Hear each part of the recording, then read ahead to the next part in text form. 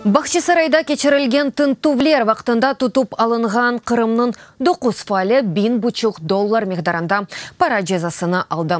Бұның ақында Қырым бірдемлігі жемаат тешкілеті білдіре оларны жемиет низамыны бозып, айны вақытта бір ерде тақым оларақ тұрғанларында қабатлайлар. Терроризмде қабатланған далты Қырым татарының тақдеріні бүгін Кремль незареті алтында чалышқан Ақмеждетінің Киев район махкемесі алетежек. Хатырлатам, Қырымда чаршымбе күні сабасы Русия ФСБ хадимлері тынтувлерні кечірді 15 Қырым татарыны тұтып алды.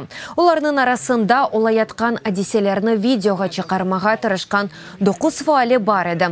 Тынтув кечірілген районларыны, маскаларны таққан шақыслар қаплап алған еді. Әділиежелеріні вақа еріне кірсетмеділер. Тынтувлерге оғыраған Қырым татарларыны Хизбут Тахрир, ислам тәшкілетіні алақалары олғанында қабатлайлар.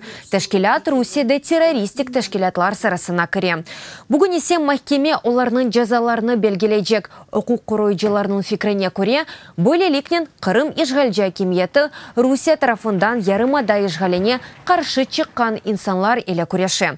Украина тыш ишлер назерлігі халқара топлулықның Қырым ярымадасы сәкенлерінің ақве сербестлігіні қорумаға чағыра.